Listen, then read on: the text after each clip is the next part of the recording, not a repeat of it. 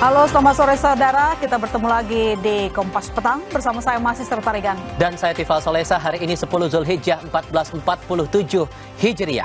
Kami mulai jumpa kita dengan serba-serbi menyambut Idul Adha. 2 ekor sapi terlepas dan mengamuk di tengah permukiman warga saat proses penyembelihan hewan kurban. Akibat insiden ini, tembok salah satu rumah warga roboh dan seorang warga terluka.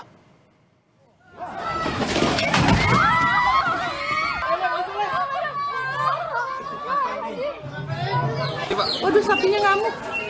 Waduh, sapinya ngamuk. Ih, serem banget. Sapinya ngamuk. Ya, awas. Ya, kabur.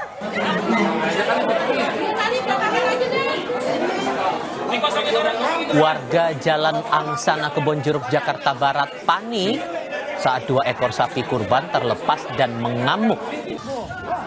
Sapi itu mengamuk saat hendak digiring ke lokasi penyembelihan. Warga yang panik langsung berhamburan menyelamatkan diri.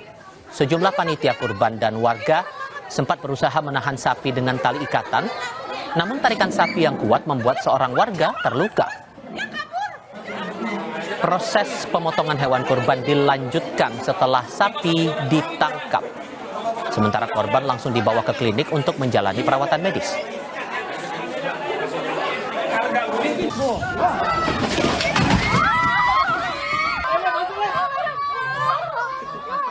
Di ujung dong dia narik tuh sapi, sapinya beneran tuh lagi ngamuk. Terus ngamuk tuh berapa orang narik tuh, yang lain lepas tali, dia ngikutin terus karena dari kencangnya putus jarinya nih. Wah, dua sapi iya tuh habis roboh tuh tembok sampingnya biar enggak.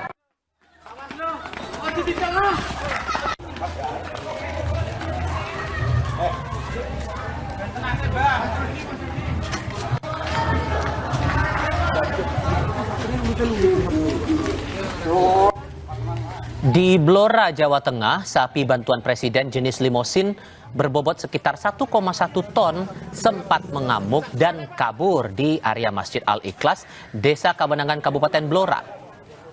Sapi akhirnya berhasil dikendalikan dan kembali diikat di bawah pohon.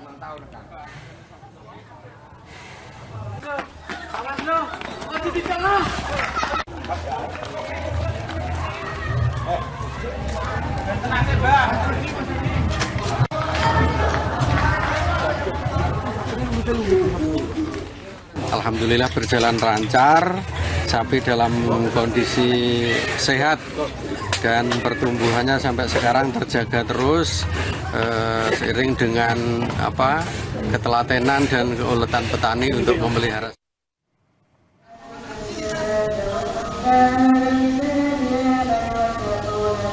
Sudah bisa tertangkap. Bergeser ke Jawa Timur, Dinas Pemadam Kebakaran dan Penyelamatan Kota Surabaya mengevakuasi sapi lepas yang tercebur ke parit.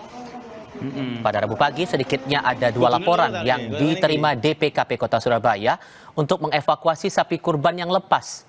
Evakuasi pertama dilakukan petugas saat sapi yang akan disembelih terlepas. Sementara evakuasi kedua dilakukan petugas damkar di kawasan Karah, Surabaya. Petugas mengevakuasi 2 ekor sapi yang tercebur ke parit sedalam 1 meter.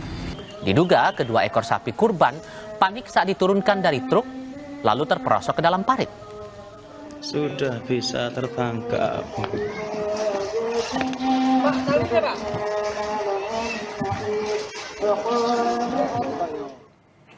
Sementara itu warga di Malang, Jawa Timur antusias berpartisipasi untuk mengarak hewan kurban. Tradisi ini telah diwariskan turun-temurun.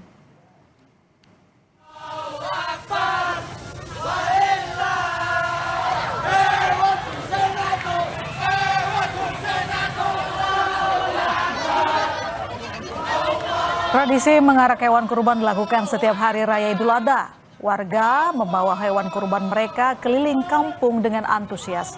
Puluhan ekor kambing kurban ini diarak warga sambil mengumandangkan takbir. Tradisi yang dilestarikan turun-temurun sejak tahun 1960-an dilakukan sebagai bentuk syiar agama sambil mengajak warga untuk semangat berkurban.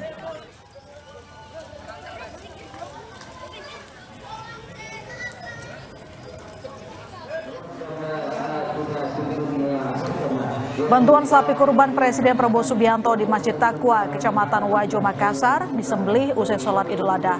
Sapi jenis limosin dengan berbobot 923 kg ini didatangkan dari Kabupaten Sinjai.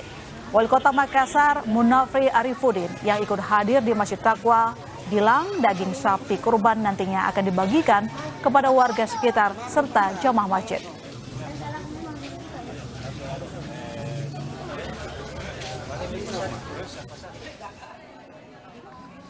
Sementara di Kota Bandung, Jawa Barat, sapi bantuan Presiden juga berjenis limosin dengan berat 1,25 ton. Sapi yang diberi nama Sheva dibeli dari peternak lokal asal Ujung Berung.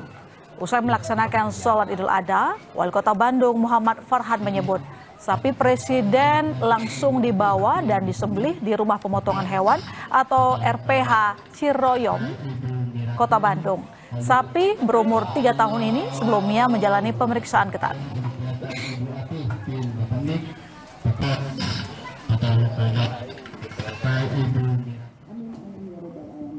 Wakil Menteri Sekretaris Negara Juri Ardiantoro kemarin menyebut Presiden Prabowo Subianto membagikan 1.098 ekor sapi kepada pemerintah daerah, tokoh masyarakat, dan warga. Wamensesnek menyebut anggaran pembelian sapi bersumber dari anggaran pendapatan dan belanja negara atau APBN. Secara total, anggaran yang dikucurkan untuk membeli 1.098 sapi tersebut berkisar 100 miliar rupiah.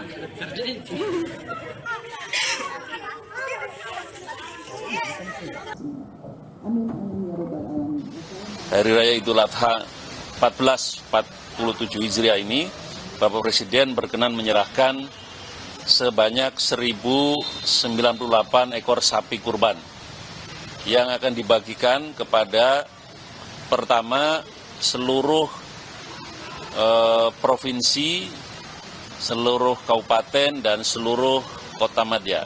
Sumber anggarannya dari APBN ya, melalui anggaran bantuan Presiden, bantuan kemasyarakatan Presiden. Jadi harga sapi tentu bervariasi karena bobotnya beda-beda dan lokasinya juga tentu mempengaruhi harga sapi. Jadi kita menyesuaikan harga sapi di setiap daerah. Kurang lebih anggaran yang dikeluarkan sebanyak 100 miliar.